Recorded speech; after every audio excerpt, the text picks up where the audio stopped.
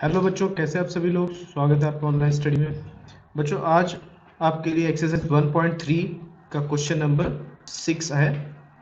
यह कहता है प्रश्न के अनुसार किसी हिमीकरण यानी कि ठंडा करने की प्रक्रिया में कमरे के तापमान को 40 डिग्री सेंटीग्रेड से 5 डिग्री सेंटीग्रेड प्रति घंटे की दर से कम करने की आवश्यकता है।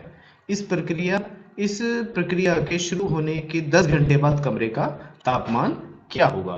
तो सबसे पहले बच्चों, आप इस प्रश्न में आपको जो दिया है वो चीज हम शुरू से जानते हैं कि जो चीज दी होती है हम उसको नोट कर लेते हैं। तो हमें क्या दिया है बताइए।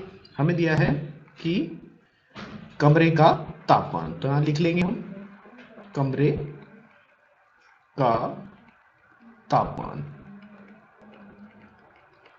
कितना है कमरे का तापमान वर्तमान? ये है 40 डिग्री सेंटीग्रेड। 40 डिग्री सेंटीग्रेड कमरे का तापमान है। अब इस तापमान में किसी दर से कमी हो रही है। किस दर से? 5 डिग्री सेंटीग्रेड की दर से, इस प्रति घंटे की दर से इसमें कमी हो रही है। तो तापमान कम होने की दर, तापमान कम होने की दर ये कितनी है बच्चों? ये है 5 डिग्री सेंटीग्रेड प्रति घंटा। एक तापमान कम होने की दर है। तो ये कहता है कि इस प्रक्रिया के शुरू होने के 10 घंटे बाद कमरे का तापमान क्या होगा। तो आपको 10 घंटे बाद कमरे का तापमान कितना होगा बताइए। 10 घंटे बाद तापमान में कमी, तापमान में कमी कितनी हो जाएगी? कुल कमी ये होगी 10 गुणा 5। 1 घंटे में 5 डिग्री सेंटीग्रेड कम हो रहा है, तो 10 घंटे में कितना होगा? 10 गुणा 5 यानी कि 50 डिग्री सेंटीग्रेड। ये कम हो गया है। कम हो रहा है मतलब माइनस हो रहा है उतना। अब ये कह रहा है कि कमरे का तापमान 40 डिग्री सेंटीग्रेड था, तो 10 घंटे बाद कमरे का तापमान क्या होगा? तो आप इसमें कहेंगे कि अतः 10 घंटे बाद कमरे का तापमान,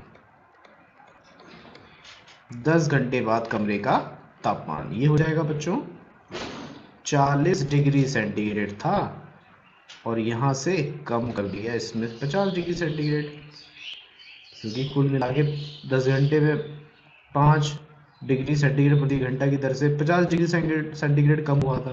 तो ये आपके पास हो गया वर्तमान में कमरे का तापमान अब -10 डिग्री सेंटीग्रेड होगा। इस तरीके से बच्चों ये प्रश्न हम कर लेंगे।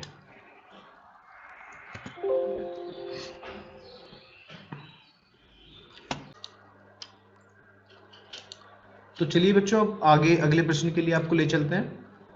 प्रश्न संख्या 7 के अनुसार 10 प्रश्नों वाले एक कक्षा टेस्ट में प्रत्येक सही उत्तर के लिए 5 अंक दिए जाते हैं और प्रत्येक गलत उत्तर के लिए ऋण 2 अंक दिए जाते हैं एवं प्रत्येक नहीं किए गए प्रश्नों के लिए 0 दिया जाता है।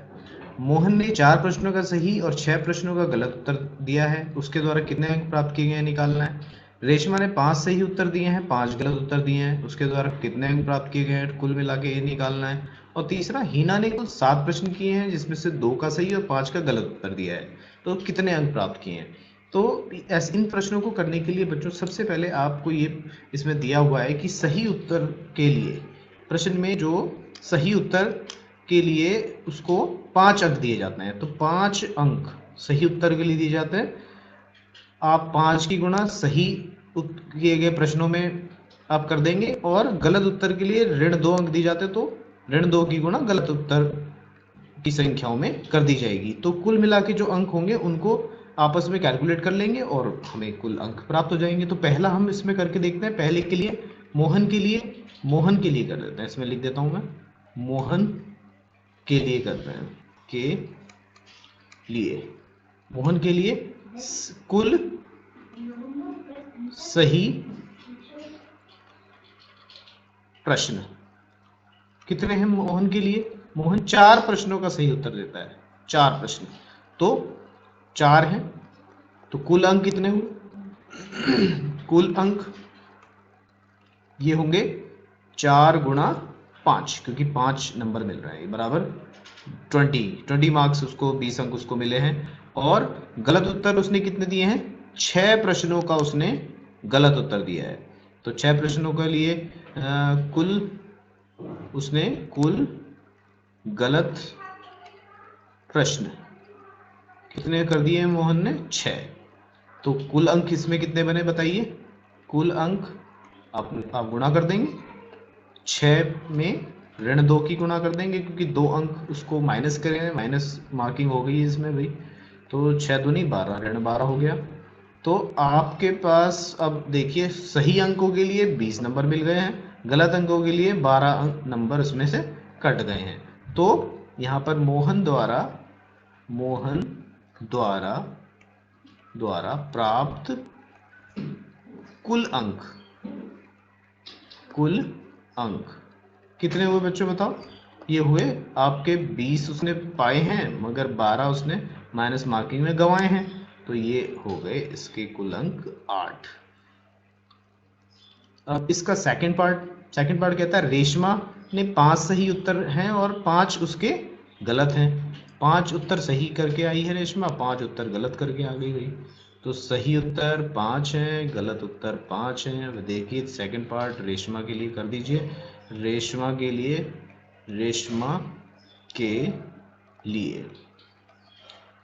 आप कर रहे हैं कुल सही उत्तर वैसे ही कर देंगे जैसे ऊपर लिखा है हमने, इसी तरीके से बना देंगे कुल सही उत्तर। अब मैं शॉर्ट में कर देता हूँ, आप लोग इसको ऊपर वाले तरीके से कर देंगे। कुल सही उत्तर रेशमा के लिए 5, कुल कितने हो गए? 5 गुणा 5 नंबर उसको मिले सही उत्तर के लिए, तो 25 अंक इसको मिल गए। और इसमें से माइनस क्या करना पड़ेगा हमें? माइनस क्या करना पड़ेगा बताइए? 5 गलत हैं, तो 5 गलत है तो 5 की गुणा ऋण 2 में कर दो। तो ये जो है जो भी आएगा उसको आपने माइनस करना पड़ेगा। तो यहाँ पर ये कितना आएगा? 5 दूनी 10, ये माइनस का हो जाएगा। तो कुल अंक कितने हो गए? बताइए? 25 में से 10 घटा दीजिए तो ये 15 बच गया। रेशमा ने कुल 15 मार्क्स रेशमा के पास है। करने का तरीका वही होगा बच्चों जो ऊपर हमने किया है। और उसी तरीके से तीसरा जो है तीसरी हीना थी। हीना ने कुल 7 प्रश्न किए हैं, 2 सही 5 गलत। तो हीना के लिए भी कर लेते हैं। हीना नंबर 3 पर है, 7 किए हैं जिसमें से 2 सही 5 गलत। तो सही उत्तर सही वाले कितने हैं? 2 हैं। सही के लिए उसको कितना मिला? 2 गुणा 5 बराबर 10। और गलत के लिए उसको कितना मिला? गलत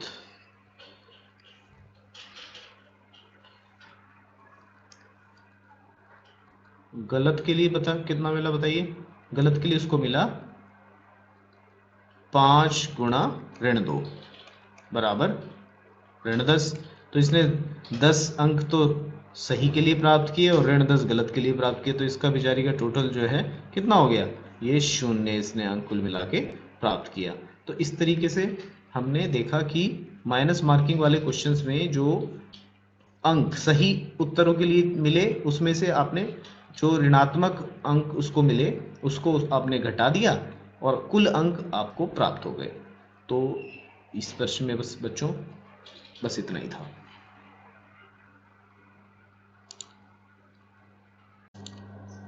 अगला प्रश्न देखिए बच्चों। अगले प्रश्न में कह रहा है कि एक सीमेंट कंपनी सफेद सीमेंट बेचने पर उसको कुछ फायदा हो रहा है और कुछ नुकसान हो रहा है। अब कितने का फायदा हो रहा है देखिए, 8 रुपये प्रति बोरी की दर से लाभ हो रहा है और स्लेटी सीमेंट बेचने पर उसको 5 रुपये प्रति बोरी की दर से हानि हो रही है। देखिए दो बातें कही गई हैं इसमें, कहता है सफ़ेद सीमेंट और स्लेटी सीमेंट, 2 टाइप की सीमेंट की बोरियां हैं और किसी को बेचने पर लाभ हो रहा है और किसी को बेचने पर हानि हो रही है। सफ़ेद वाले को बेचते हैं 8 रुपये प्रति बोरी का लाभ मिलता है, स्लेटी वाले को बेचते हैं तो 5 रुपये प्रति बोरी की दर से हानि होती है। तो ये कह रहा है कि किसी महीने में वह कंपनी 3000 बोरियां सफ़ेद सीमेंट की और 5000 बोरियां स्लेटी सीमेंट की बेचती है, तो उसका लाभ अथवा हानि क्या है? तो देखिए बच्चों इसमें आपको इसका ए पार्ट हम कर रहे हैं। ए पार्ट में 3000 बोरियां सफ़ेद सीमेंट की बेच रही है तो उस पर उसको लाभ हो रहा है कितने का? 8 रुपये की दर से। तो सफ़ेद सीमेंट बेचने पर लाभ कितना हो रहा है एक महीने में, जिसमें इसने 3000 बोरियां बेची हैं, तो 3000 गुणा 8, इतने का उसको लाभ हो गया, यानी कि 8×3 = 24,000 रुपया, इतना लाभ हो गया सफेद सीमेंट की बोरी बेचने पर। और 3000 बेची थी, और उसी महीने उसने 5000 बोरियां सलेटी सीमेंट की बेची हैं, जिसमें उसको जो है हानि हो रही थी। तो यहां पर सलेटी सीमेंट बेचने पर हानि, कितनी हानि हुई है, ये हुई है 5000 बोरी बेची हैं, और 5000 में हर बोरी पर 5 रुपए का नुकसान हुआ है, तो इसका कुल हानि हो गई 5 बजे 25,000 रुपया। तो देखिए बच्चों, ये तो हमारा लाभ हो गया 24,000 रुपया, और ये हमारी हानि हो गई 25,000 रुपया। तो बताइए, लाभ तो 24,000 का हुआ है, हानि 25,000 की होती है, तो कुल मिलाकर क्या हुआ है, कुल मिलाकर इसको क्या हुई है, हानि हुई है। हानि कितने की हुई है, 25,000 में से आपने 24,000 को घटा देना है, simple, is equal to 1000 rupees का कुल मिलाकर इस कंपनी को हानि हो गई। अब अगला देखिए, अगले क्वेश्चन बी में कहता है ये, यदि बेची गई सलेटी सीमेंट की बोरियों की संख्या 6400 है, सलेटी सीमेंट की 6400 रुपए बेच दी, यानी कि 5 रुपए हानि पर इसने 6400 बेच दिए हैं यदि, तो कंपनी को सलेटी सीमेंट की, सलेटी नहीं, यहाँ सफेद होना चाहिए, सलेटी तो बेच दिया इसने, सफेद सीमेंट की कितनी बोरियां बेचनी चाहिए ताकि उसे ना लाभ हो और ना हानि हो। तो इस क्वेश्चन में देखिए, लाभ और हानि दोनों बराबर करना है, तो आपसे कह रहा है कि बेची गई सलेटी सीमेंट की बोरियों की संख्या 6400 है, तो 6400 अगर संख्या है, बी पार्ट यहां से शुरू करते हैं हम, तो कुल लाभ बराबर कुल हानि है इस क्वेश्चन में, कुल हानि, profit is equal to loss है एक तरीके से, क्योंकि ये कहता है कि 6400 क्या बोल रहा है, देखिए यहाँ पे ध्यान से पढ़िए कि सलेटी सीमेंट की 6400 बोरियां बेच दी हैं, अब 6400 में लाभ हो गया, तो कह रहा है कि सफेद की कितनी बेच दे, क्योंकि उससे फायदा हो रहा था ना सफेद वाली बेचने से, तो सफेद वाली कितनी बेच दे कि उसे ना लाभ हो और ना हानि हो।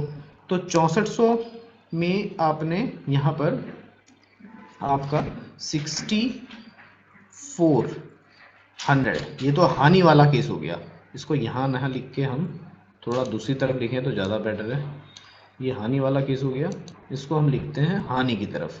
ये कितनी हो गई हानि, 6400 में हमने 8 की मल्टीप्लाई कर दी, 8 की नहीं, कितनी की हानि हुई थी, 5 की हानि हुई थी, रुकिए इसको 5 से मल्टीप्लाई करेंगे, इज इक्वल टू, इसको हम 5 से मल्टीप्लाई कर देंगे, तो ये हमारी हानि है।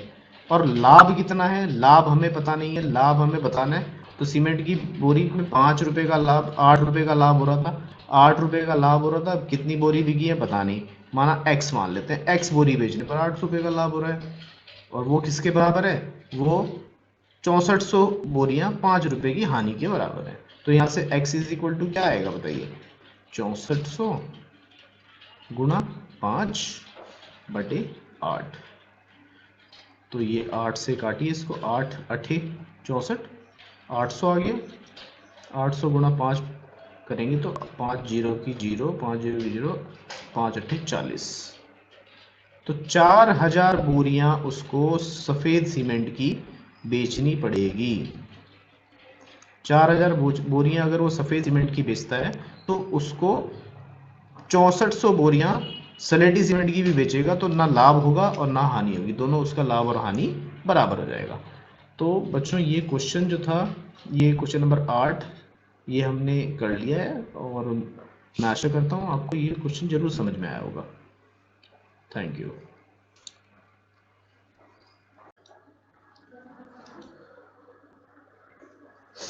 क्वेश्चन नंबर 9 की ओर आगे बढ़ते हैं बच्चों। इस प्रश्नावली का अंतिम प्रश्न है। ये कहता है निम्नलिखित को सत्य कथन में परिवर्तित करने के लिए रिक्त स्थानों को एक पूर्णांक से प्रतिस्थापित कीजिए।